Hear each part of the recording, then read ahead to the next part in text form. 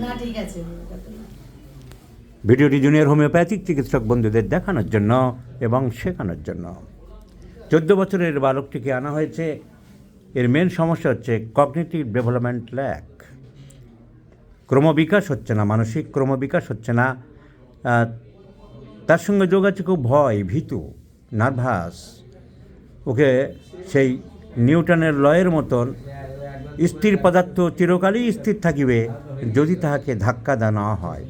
ওকে জোর করে করে বলে বলে করাতে হয়। পড়তে মোটেই চায় না, লিখতে চায় না, একটু কুঁড়ে বলা যেতে পারে, ইন্ডোলেন্স টাইপের। আর পরিষ্কার পরিচ্ছন্ন আছে, ওসিডি আছে, ফ্যাস্টিডি আছে, কিন্তু মেন সমস্যা হচ্ছে ভয়, আতঙ্ক। ও মনের জোর কম, ডিপেন্ডেবল। সব কিছু জিজ্ঞেস করে, মা এটা করবো, এটা খাবো, এটা যাব, ট্রেন থেকে নামবো, মোটরসাইকেল থেকে উঠবো, মোটরসাইকেলে উঠবো। তো এই জিনিসটা চলছে। এই জন্যে অ্যালোপ্যাথিক ডাক্তারবাবু দেখেছেন, সাইকিয়াট্রিস্ট ডাক্তাররা প্রেসক্রিপশান দিন। তো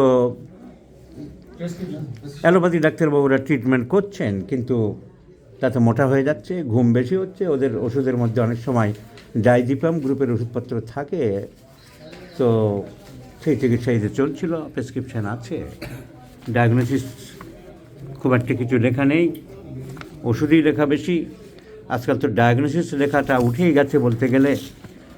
তো কি হোমিওপ্যাথি কি অ্যালোপ্যাথি, আসলে কী রোগ, কেন আসলো আমার কাছে, সেসব ডায়াগনোসিসের বাড়াই খুব একটা থাকে না। তো যাই হোক, এই পেশেন্ট, এই বাচ্চাটাকে observation, by my observation and clinical I do like to prescribe silicea. Silicea সাধারণত একটু রোগাপটকা হয়, কিন্তু this is plum child, obese, fatty. And what is the cause behind to prescribe Silesia, my friends? Because very much nervous.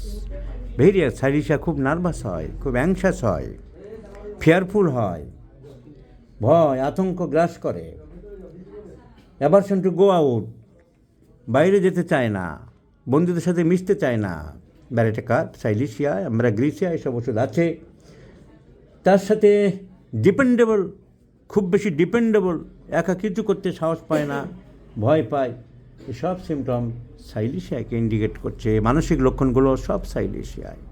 Silicea আরও confirm হলাম, aversion to milk.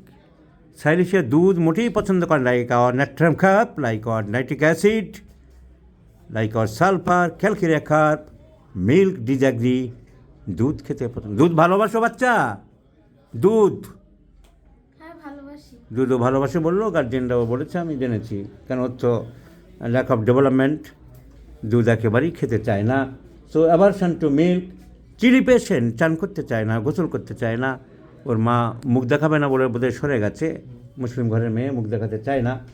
তো aversion to bath, চান করতে চায় না মোটেই। তার মানে ধরে নিতে হবে chilli.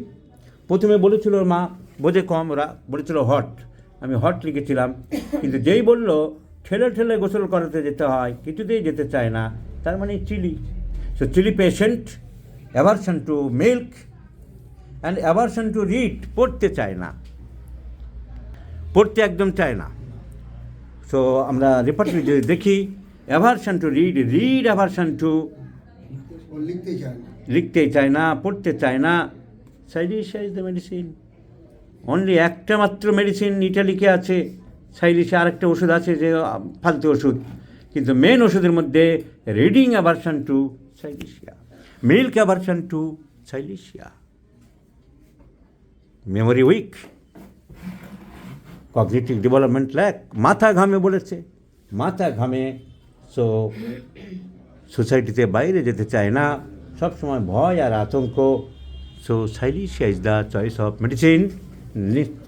So I do like to prescribe Silesia in 50 millisieverts scale of potencies, my friend, starting from 0/1 to 0/4, with the direction thrice in a day, morning, noon and evening. Let's see the result. Please remember this case, whether Silesia will give some improvement or not for this innocent boy.